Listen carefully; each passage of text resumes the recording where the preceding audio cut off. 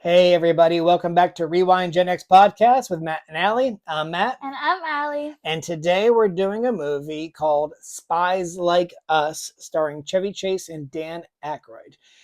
This was requested or suggested by one of our constant watchers, a buddy of mine from church, and named Mike Weaver. And I actually saw Mike at the gun range about a week or so after we filmed this. And I had a few questions for him, and I'll get to that in a minute. But how do you want to start? We'll just show a quick partial trailer of it real quick. Spies Like Us. Chevy Chase and Dan Aykroyd. We've got a very special assignment for you two. Boy. Heads down!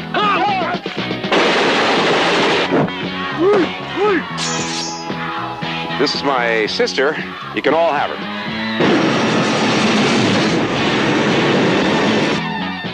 You want some coffee? That's a good idea.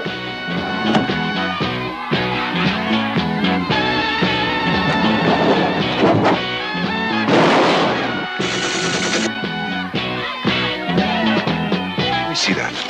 Hey, come on. Honestly, you two are unbelievable. Stop! Every minute you don't tell us why you're here, I cut off a finger. Mine or yours? Yours. Damn! Oh! Hi-yo, Silver! Away! Chevy Chase. Get us the hell out of here! Dan Aykroyd. To think my high school guidance counselor said I'd never amount to anything. Spies Like Us. We're Americans! Yeah, and should we just get into grades? Let's get into grades. All right. Do you want to go first, or should I? Yeah, I'll go first. Okay. Are you sure? You can go first. Go ahead. Okay. I'm gonna give it a D+. Okay. I think that's the lowest grade I've given. Yeah. I have never been more bored or antsy or unsatisfied while watching one of these films for the podcast. So I'm just going to say that I had a very fond memory of this film, but admittedly, it's been about 25 or 30 years since I've seen it. I even had it on DVD. I don't know that I ever actually watched it. I used to collect DVDs. I'd buy them used at the pawn shop or used on Amazon back in the day. I got a big collection. But yeah, I was like, oh yeah, Spies Like Us. I remember liking that movie. Yeah, let's do that. I think I even said on the podcast, Chevy Chase, Dan Aykroyd, can't go wrong. I was wrong. It can't go wrong. I think I was remembering this movie through rose tinted glasses and nostalgia and all that. And there's a very funny scene that I've repeated over and over again, the doctor scene. But that's it's one of the only funny scenes. I was right after watching this, I was very disappointed. And at first I was thinking C minus, so pretty close. But the more I reflected, the more I do think that Chevy Chase's performance, although it can't save the movie, it definitely elevates it, and he is very good at what he does. And so I'll give it a straight C, only because of Chevy Chase. The scene when they're cheating on the exam, he's very funny in that. The doctor scene, which I read was improvised, like the only really funny scene of the whole script wasn't even in the script. And then when he's being interrogated by the Russian spies, he's very funny in that. And it feels improv also. Like, it doesn't feel like it was scripted. It feels like it was just Chevy doing his shtick, which he's very good at. And so, yeah, because of his performance, I will give it a straight C, but that's also the lowest grade I've given anything on this podcast. Really? I think I gave Hocus Pocus and maybe The Grinch, which were both your choices, like C pluses. But Why did you have to add that in? I have really good movie taste. So yeah, this was a bit of a disappointment. I'm gonna kind of just reflect on like two examples of where I felt this way in the past. One was, I remember I just bought my first house. I was 29, and I got like the good cable with on demand, and it had all these old TV shows from the past on there. And I was like, oh, look at that. They got Different Strokes and Silver Spoons. They used to be my favorite shows when I was a kid. I'd watch them Saturday nights back to back on NBC. And I'm going to watch an episode of those. I put on Different Strokes. And then shortly thereafter, put on Silver Spoons. And I couldn't believe how terrible both of these shows were. They were so bad. I used to make fun of like all the kids shows in my 20s, like that were on Nickelodeon and Disney. Like, My oh kids yeah, shows. yeah. Like these shows are terrible. It's just canned humor. It's not even funny. With There was just like that. I was like, I guess they did make these shows back when I was a kid, and I did like them, just like kids like those shows. But it was so terrible, and I remember being so disappointed. And another similar thing again in my 20s, I watched a movie that I hadn't seen since I was a little kid. It came out in like 78, and I was probably watching it over and over again on HBO or like around 80. And it was Sgt. Pepper's Lonely Hearts Club Band, starring Peter Frampton and the Bee Gees. You know, they play all these Beatles songs throughout the movie. So bad. It was so bad. I'm like, how did I like this when I was a kid? This is terrible. It's so terrible. Yeah, Yeah, I think that yeah. like, well, obviously, if you're a kid, you just Yeah. like. Well, I wasn't. I mean, the last time I saw Spies Like Us, I was probably still in my 20s. You know, so But like, still, there's like, I don't know. yeah, That one's, I don't know. This is just not that funny to me. I can't even Yeah. like, I can't even see it as like, oh, when you're less mature. No, even if I was like a little less mature, I feel like I would still not. yeah, yeah. I mean, don't like know. now there's been mild examples of this on the podcast, like Wayne's World right above me, and I didn't and enjoy it Ace as much as and you. Ace Ventura. We also didn't enjoy it as much. I liked them so much more when I was younger, and then I think I still gave them like B's or B minuses, but I'm like, yeah, not as good as I remembered. Mm-mm. Yeah, not as good. Like, so it's still decent, but like a lot of the jokes fall flat and just aren't Yeah. funny to me anymore. Like it's watchable, but it's Yeah. just like not Not not great. Yeah, the nostalgia factor really plays a role, I think, when you remember these things, and maybe it's because I'm 52, and so you know my tastes have matured. But you're only 16, and you didn't like it either, so I think it's just I don't know. yeah. So there you go. That's our little grades. Yeah. Both of us are giving it the lowest grade we've ever But given. if you love Spies Like Us, tell us why. Yeah. Because I would like to hear from an opinion of someone who really adores this movie. And so Dan Aykroyd, he actually co-wrote the story with Dave Thomas, previously from SCTV, and he also co-wrote the script with two other guys whose names I didn't really recognize. But you know, he's fine as the straight man. He usually plays the straight man in things, and he does it well. We both agreed he was like the heart of the Ghostbusters. Yeah, I like him in Ghostbusters a lot. Yeah, and he's doing the straight man thing like he normally does, but it's just the script is terrible. Yeah. It's not good. It's not funny. It's not even, the story's convoluted, doesn't make sense. It's dumb. It's just, it's not a great movie. I'll say like the one time Dan Aykroyd didn't play a straight man was the movie called Neighbors he did with John Belushi rather. And like, he was supposed to be the straight man. Like John Belushi was the wild man, always is. He was going to be the straight man, always was. And at the last minute, the two actors decided they were going to switch roles, and the studio didn't have the cojones to like tell them, no, you guys, that's not what you guys do. And because they had so much clout back then, they let them get away with it, and the movie was not great because of it. Like, it would have been so much better if they had just stuck to what they're good at. Their originals. And I know that this movie, I know what they were going for. They're definitely going for like a rehash or like a redo of like the old Abbott and Costello, or even the old Bob Hope and Bing Crosby movies, where like they're, you got the straight man and the funny guy, and they're doing their shtick, and they're all, but it doesn't work. It doesn't work. Yeah. Yeah. And and the movie actually was quite successful. It made a good amount of money. I think it made $77 million. I'm not sure what the budget was, but that was pretty good back in like 85, I think, when it came out. Yeah. So it was actually a box office hit. And the funny thing is, like, there's other movies that made less money, like by Chevy Chase, like Fletch, and even Vacation, where like they didn't do as good as this, but there were sequels because overall, I think people just like them better. Yeah. Just because a movie does good financially doesn't make it a good movie. So it was a $22 million budget, $77 million at the box office. So it didn't do bad. Yeah. But yeah, you want to go over the synopsis? Well, are we gonna do casting call for? You're right. We did Chevy Chase already. We have. We've done Dan Aykroyd. Yeah, we'll just do a real quick one. Okay, so Chevy Chase, I just mentioned two of his big ones, Vacation and Fletch. He was on SNL. He and both Dan Aykroyd were original cast members on Saturday Night Live. And so they're big comedy legends. And, I think we can move past that. They've both done a slew of movies. Dan Aykroyd, Ghostbusters, and he also does some more dramatic stuff like Driving Miss Daisy and My Girl. But yeah, just a quick nod to Dan Aykroyd's wife in real life, Donna Dixon. She does what she can in this. She's very beautiful, and they actually met, I think, on the set of Dr. Detroit, which came out a couple of years earlier. And so she plays the romantic interest for Chevy Chase's character. She's fine. Like, I'm not even going to talk. I don't even want to talk about it. Yeah, the way he... I talk about this, like, all the time on this podcast. I'm sure you guys are sick of hearing it. But I hate when the arrogant character gets the girl. And it happens every time. She's never interested. Yeah. Ever. And then all of a sudden, now I'll kiss you. Yeah. That's a real 80s thing, too, I think. It's very common, especially with... So annoying. With that SNL crew, Bill Murray and Chevy Chase. I hate it. I hate it. Oh, awful.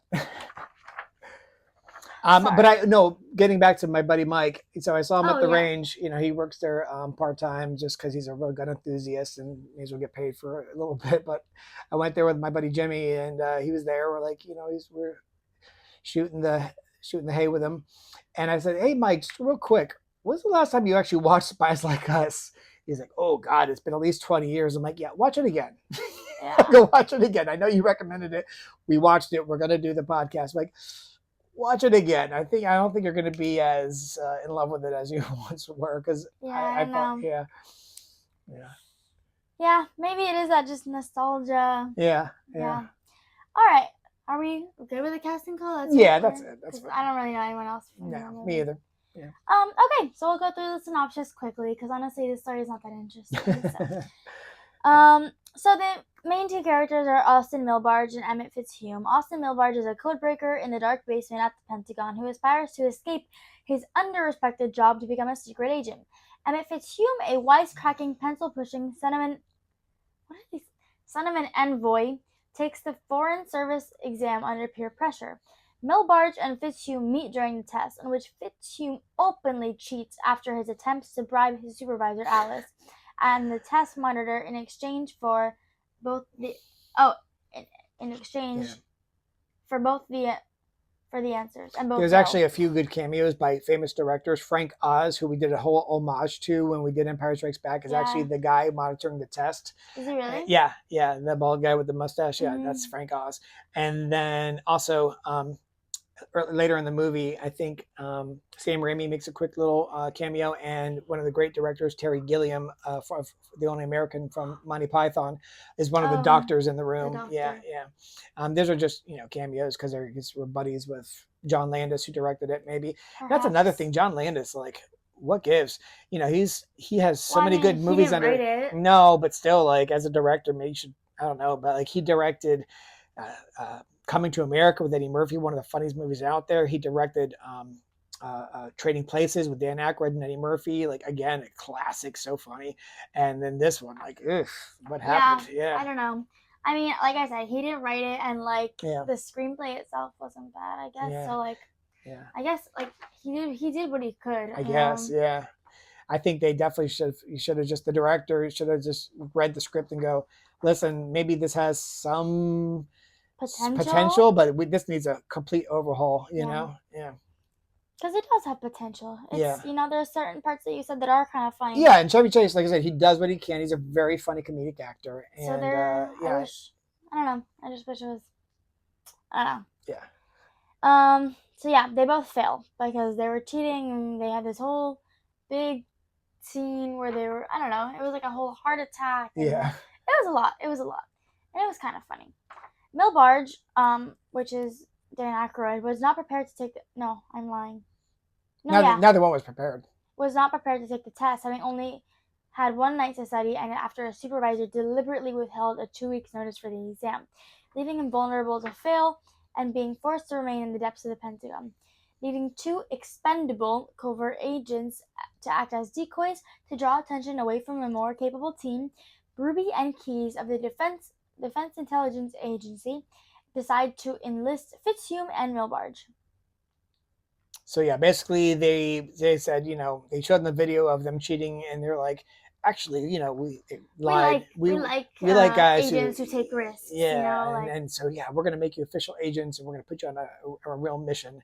And they're like, whoa, they're so gullible, they believe it. So they're they promote not them knowing they're to gonna be this- decoys. to this operation team, whatever. They rush them through very minimal military service training. Yeah. There's a few mildly humorous elements in that. When they drop him, it just smashes to the ground. It's kind of funny, but yeah. But ultimately, it's like they're trying to rehash some old stuff from like Stripes and things like that, and it's just it just doesn't hit. it is it's a little funny when they put him through the I don't know what it's called, but like they spin them around in that little cockpit, and then their faces, and they're when they're walking out, they still have the faces on. Like again, they're good actors, but making a movie that has a terrible script. It's just So they're sent to an they're sent to an unidentified mission inside Pakistan and Soviet Central Asia. Meanwhile, the two professional agents are well on their way to carry out the objective: the seizure of a mobile blah blah blah launcher in Soviet territory. So it's a mobile nuclear missile. And when they spot that this nuclear missile, which is most nuclear missiles are like in silos underground, but when they spot it from their space satellites, these guys, the Americans, they get the idea of like they want to test out their new Star Wars program. And so they're going to have these two spies essentially hijack this thing and launch it. Yeah. And so they can test out the Star Wars system, which is just insane. Like it is who would never selfish, it is irresponsible, it is world threatening, life threatening, and unbelievable that anybody would think this was a good idea. Right. Yeah. But, did you guys even think this through, or it's very, very far-fetched premise. Right. And maybe like it didn't even feel like they were trying to be funny with that idea, you know what I'm saying? Yeah, like sometimes like a sort of like Dr. Evil kind of thing. That would have been like, oh, he's like, but it wasn't like that. No. It was like your government thought of this, you know what I'm saying? Like that, you understand what I'm saying? Like very unbelievable. Right. Jerry Hadley, a member of the main team, is killed, while Milbarge and Fitzhume manage to escape multiple enemy attacks and eventually encounter Karen Boyer, the survivor operative from the main team. Yeah, Don Dixon's character. That doesn't make sense. They're jumping a lot. There's, they don't, when they first get to Pakistan, they pose as doctors, and the other team are already there posing as doctors. Right. So let me just skip this for a second, and we'll talk about that. So they get to Pakistan, and they are captured by this group of Pakistani rebels or soldiers. Then these German guys save them, but then they realize they're also enemies. So then they take their car and they're driving. They're actually Russian agents. Oh, Russian! I thought it was German. Yeah. So you, 100%. Yeah. Okay. They look German, but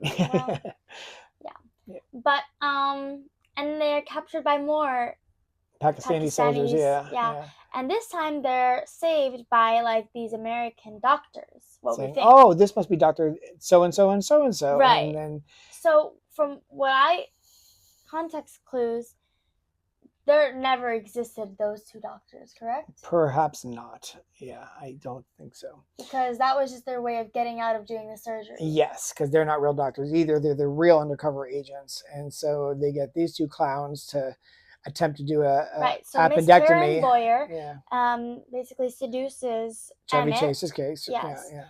And she's like, oh, well, would you do the surgery? And he's like, yeah, of course. Yeah. Duh. And then they got to do it. And he's like, oh, my God. That scene isn't that bad, actually. No, it's the funny scene of the movie, no doubt about it. Well, not the doctor.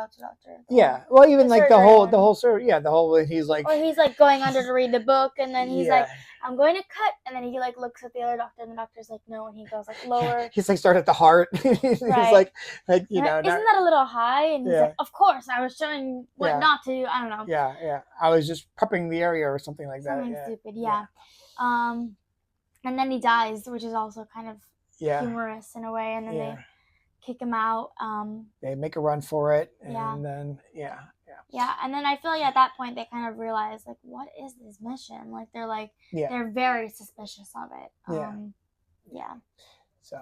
And then I'll continue. So yeah, well, so I think this skips the whole thing. This is, I think this is right. They're already in the Soviet Union at this point. Okay. So then they call the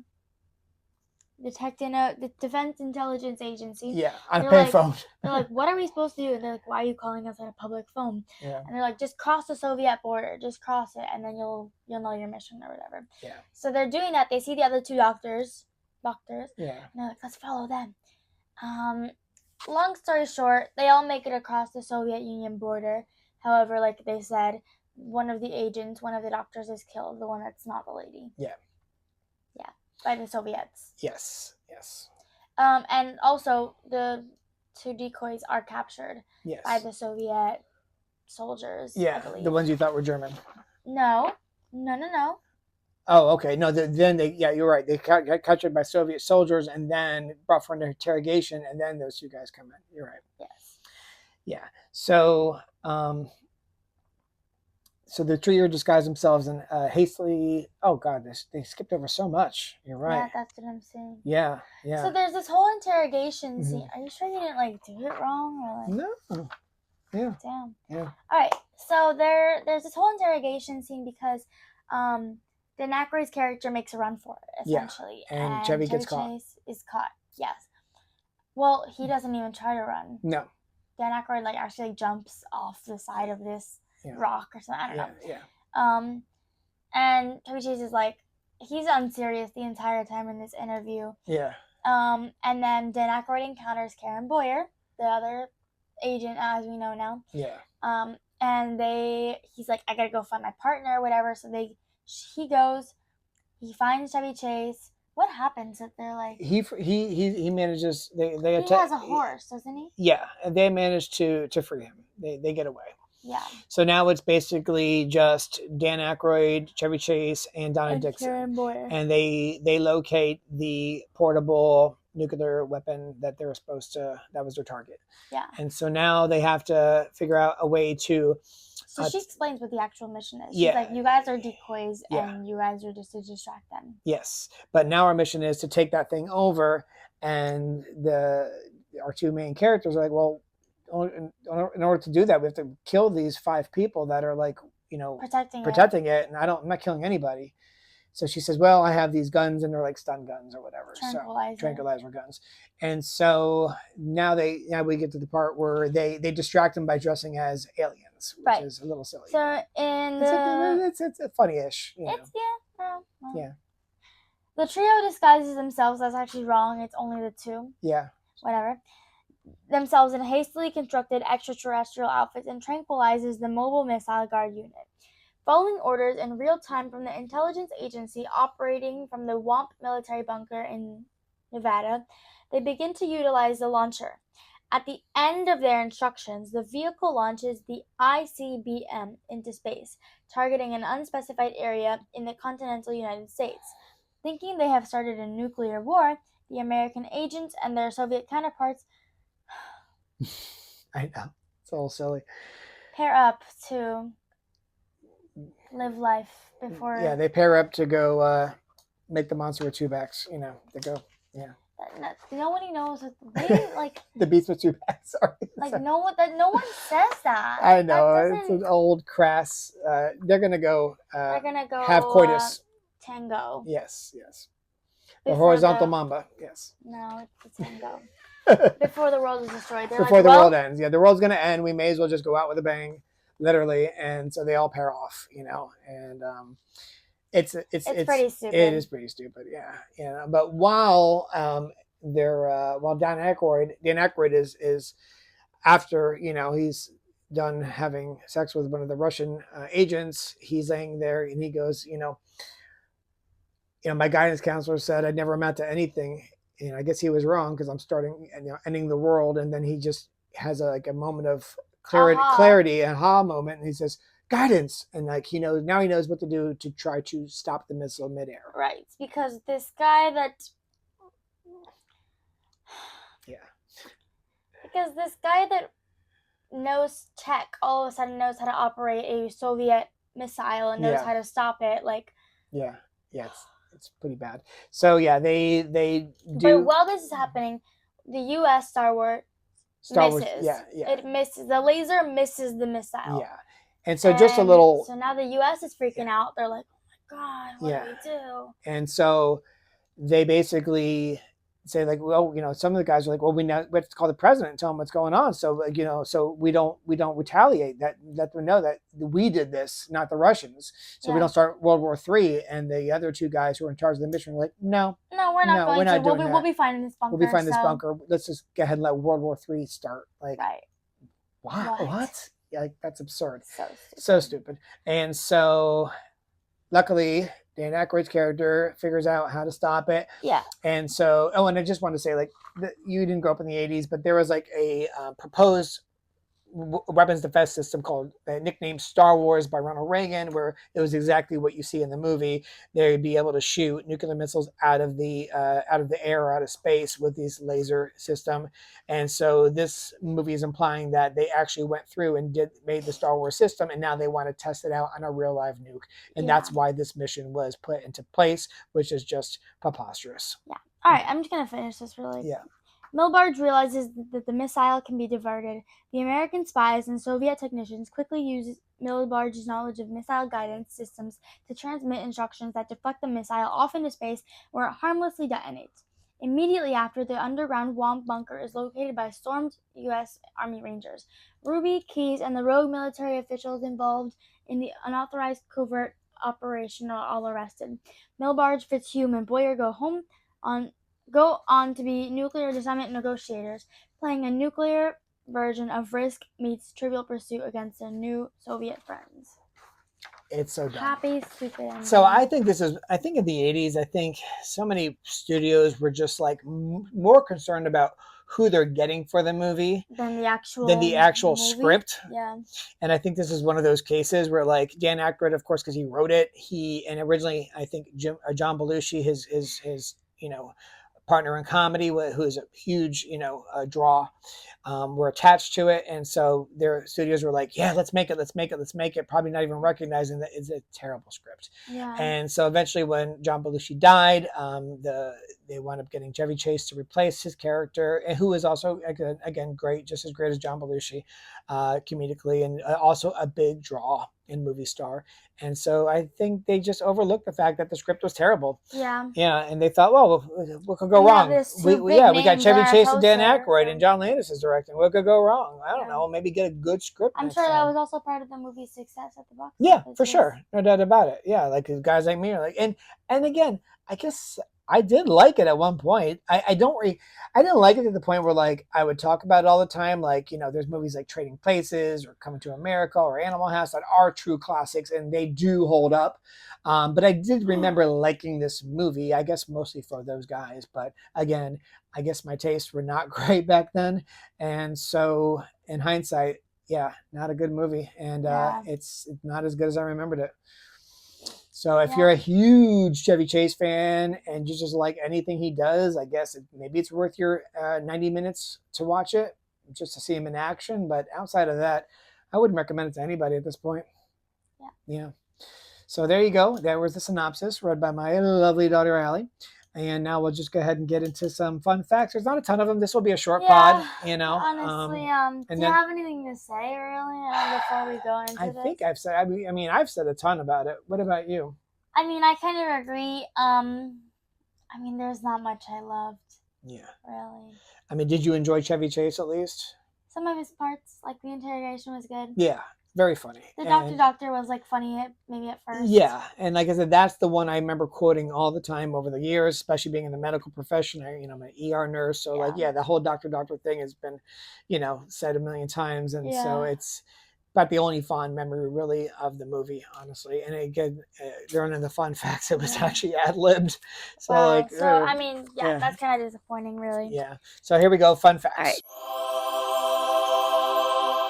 Do you want to start it off, or should I? Sure, I'll start it off. You're got to read the whole synopsis. So. Yeah. All right. So the film originally ended with the destruction of the world. Test audience did not like it. Gee, I wonder why. So a happier ending was shot on a soundstage in Burbank. And I did notice that the beginning of that part when they first get to the missile and they're out in the snow, like it all looks very, very real.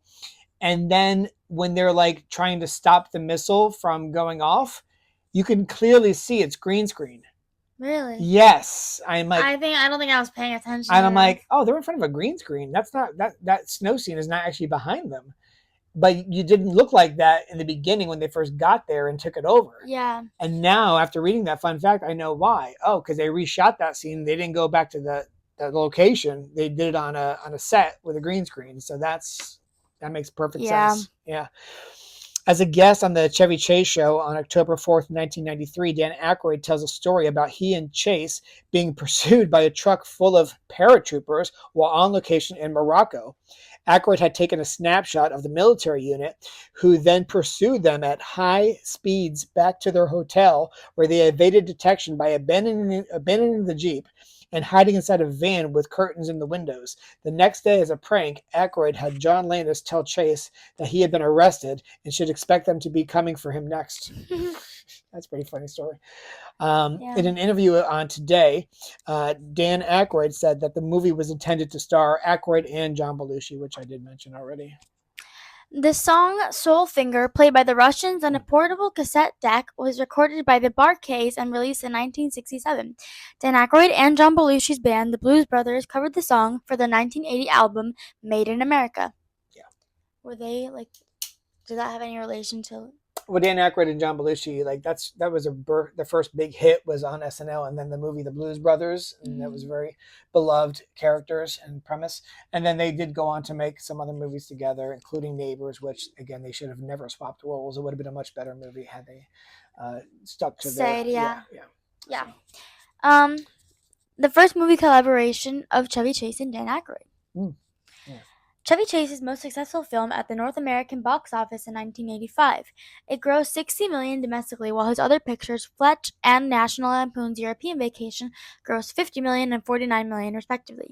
Ironically, the latter two less financially successful films inspired sequels, while there was never a sequel to this film. And let me just say something, because you were shading me earlier. Can I just point out that both of the films I recommended have either been remade multiple times or have sequels and are loved by fans globally, while some of your movies just are never been sequeled because nobody liked them. There was no sequel to The Grinch. It was a remake, and it was an animated remake. It's been remade 3 times, by the way. Everyone loves The Grinch. That was the second one. The original one was the original cartoon. Okay, it's still been made. That was a remake, and then they did another remake. 3 times. That doesn't make that version good. What? Yes, everyone. If they didn't like that version enough, they wouldn't have made a third one. And Hocus Pocus 2, I didn't watch the whole thing because I couldn't. But you know what? Hocus Pocus 1 was good enough to get a sequel. It was a cult classic. I'll give you that. People like you and your mother did seem to enjoy it, and a lot of people obviously did, enough so that they did everyone with joy in their hearts. But they didn't release it in theaters. It went straight to Disney Plus, which tells you something. If they thought it was going to be a big hit, it would have went to theaters first. Whatever. Yeah. You know what? You're just jealous. You're projecting. And listen, I said nice things about Hocus Pocus. I did thoroughly enjoy Sarah Jessica Parker and Kathy Najimy's performances, and Bette Midler wasn't terrible either. And so I did say those 3 were very good in it, especially the latter 2. So I had its, and I gave it a C+, so it had its good parts. And then same with The Grinch. I thought Jim Carrey was very talented and did a very good job of it. And I said if the movie had just been maybe under an hour, it would have been fine. They just dragged it out. It's just unnecessary. You know what? Let me say something. I'm gonna drop a bomb on you. People love The Grinch more than they love. What was the Arnold Schwarzenegger movie that we watched that I didn't like? Predator. You're out of your mind. Of course. Predator is way better. People love The Grinch more than they love Predator. Not even close. Tell them. Predator is perfect. Tell them, people. Nope. That was one movie that when we rewatched it for the podcast, I actually liked it more now than when I watched it back in the day. And I always liked it back in the day, but when I watched it now, I had so much fun watching that movie. Oh, it was so good. Bland characters, bland story. All right. So in a 2009 Family Guy presented something of a sequel to the movie called Spies Reminiscent of Us, featuring Chevy Chase and Dan Aykroyd as themselves on another spy mission. They explained that President Reagan appointed them real-life spies after seeing the film. That's kind of funny. Ace Tomato Company, which is seen in the movie as like undercover for the defense intelligence, is most likely a reference to United Fruit, now Chiquita Bananas, a company widely known to have been involved with the CIA in the 1950s. Wow. Yeah. Donna Dixon and Dan Aykroyd got married after working together on Dr. Detroit. Apart from this film, both appeared in The Couch Trip, as did Chevy Chase, who cameoed in it. Aykroyd and Dixon also appeared in Exit to Eden and the fourth segment of the Twilight Zone, the movie. Yeah. One of the lyrics in the songs from She's Working Her Way Through College that Chevy Chase's character is watching mentions kissing you on your own veranda, which is a joke. Which is a joke that Chase and director John Landis would reuse in their next collaboration, The Three Amigos, Which we love. which we are big fans Big of. fans, yeah. When asked by an interviewer how he felt about the reception of the movie and what impact it had on the public, Dan Aykroyd replied that many people had told him that they entered government service after seeing his movie. He quipped, "I'm not sure that's a good thing." Yeah, I'm not sure either. So the final scene with the chess pieces represents Eastern Europe being knocked down. This predated the revolutions of 1989, where Eastern European nations overthrew their communist regimes, leading to the dissolution of the Soviet Union in 1991. Originally, the film was set up at Universal Pictures for several years when the project was intended for Dan Aykroyd and the late John Belushi before his untimely passing in 1982. The project was in development for a year or so after, with Aykroyd co-starring with Richard Pryor, as the studio had wanted. Universal would sell the film to Warner Brothers around late 1983 or so, and eventually Richard Pryor became Chevy Chase. You want to read these last ones? Is that it? Is Yeah, that that's it? Yeah, it's going to be a short one. All right. One of the doctors is named Lafong. This is a name used by John Landis in this movie, The Blues Brothers and Blues Brothers 2000. The name Lafong comes from the movie It's a Gift, one of the two movie collaborations of John Landis and Chevy Chase, the other being Three Amigos. John Landis was not a fan of Paul McCartney's Spies Like Us theme song recorded for this film. I'm sure Paul McCartney wasn't a fan of this movie. Yeah. I don't get why. Because it's bad. Oh, okay. The title song was sung by Sir Paul McCartney, who had previously sung the title song for James Bond movie, Live and Let Die. That's not, there was a couple more. You said this last one. No, I meant like the last three. Yeah. Like, read the last ones. Hold on. All right. Okay. And then I said, that's it? And you were like, yeah. Oh, no, that was it. Okay. Yeah. All right. So you did read them all. Yeah, Oh. I did. Sorry. So there you go. We haven't discussed what we're going to do for the next episode. Any ideas? Well, nobody has asked for... Nobody asked for Labyrinth. Nope. Nobody seemed to care that we never did it. So we're not doing it. Let's do... Wait, don't say something and then I don't... No, we should do this because I mentioned it like twice in this podcast, and it's a classic, and it's so good, and I don't think you've ever seen it. What? It's not Fletch, although we'll get to that eventually. No, we've never done an Eddie Murphy movie yet, so let's do Coming to America. Yeah. That's fine. Yeah, totally. I'm actually pretty excited to watch that one. It's a really good movie. He's at his peak in that movie. He's never been better before or since. It's so good. Yeah, he's so good. Yeah. All right. Well, there you go. It's another episode of Rewind GenX Podcast with Matt and Allie. I'm not Matt. Why'd you pause? To mess you up. I'm Matt. And I'm Allie. God bless.